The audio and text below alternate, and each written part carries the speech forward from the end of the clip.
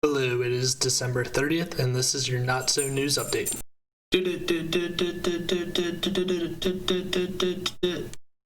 Starting us off, we have a story that Kamala Harris got her COVID vaccine. This is after, in the vice presidential debate, she stated, and I quote, "If Donald Trump tells us to take it, I'm not taking it." Also related, Biden is criticizing the rollout speed of the vaccine. This is after multiple news outlets and Biden himself were criticizing that the vaccine would not come this year. Next, we have a story from MSNBC. After Trump pardoned Rick Gates and Michael Cohen, MSNBC is calling for a second impeachment of Trump. Their justification being that they want to be able to prevent Trump from running again in 2024. In other news, MSNBC is begging for Republicans to revolt even more than they currently are. Story from the New York Post, where Governor Cuomo in New York is planning to give addicts in rehab the next set of COVID-19 vaccines.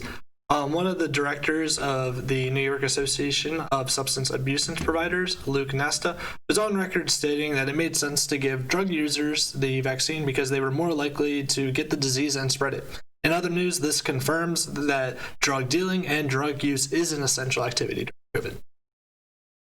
Alaska Airlines has stated that they are no longer going to be allowing emotional support animals on flights. They're stating that only service dogs will be allowed. So if you have a mini horse that you're trying to get out of the lone frontier, you have until January 11th to do so. Even with all the changes to K-12 education as a result of COVID, Congress has passed a new bill stating that school choice efforts could not be done with the new stimulus packages. There is one exception, however, that if your school is teaching gender studies in Pakistan, that is still A-okay. Cocaine Mitch is back at it again after Minority Leader Chuck Schumer did an effort to increase the size of the stimulus bill payments for families from $6,000 to $2,000. He shut it down. It is reported that the two Georgia senators, Republican senators that are up for re-election, did support the bill. Also note, Rand Paul is still asking why the checks were not just going to be $20,000 because Money Machine go brr.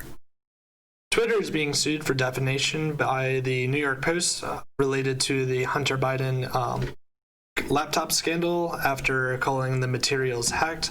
The New York Post is asking for $500 million in damages, lawyer fees, as well as an order forcing Twitter to make a public retraction of all false statements. Twitter has not yet made a comment on the story.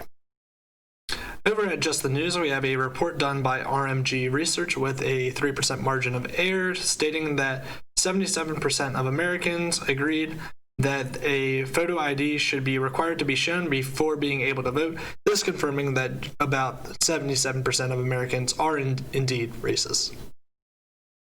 Pennsylvania Republicans are claiming that about 200,000 ballots are being mismatched in the presidential election tally. This is about double what the statewide difference between Donald Trump and Joe Biden is being reported. The Pennsylvania Department of State was able to respond, and they simply said this so-called analysis was based on incomplete data. We'll keep up to this as it continues. In health news, NBC Connecticut reports that a 3-year-old New Jersey boy was hospitalized after eating marijuana edibles left out by his mom's friend. In other news, after he finished the edibles, he was reported asking for whiskey to wash it down. A recent report done by Diabetes UK found that over 73% of American adults are overweight or obese, this continuing the trend of Britons being jealous of Americans. With that, I think it's time to run over to Chick-fil-A. Those calories don't count. They're the Lord's calories.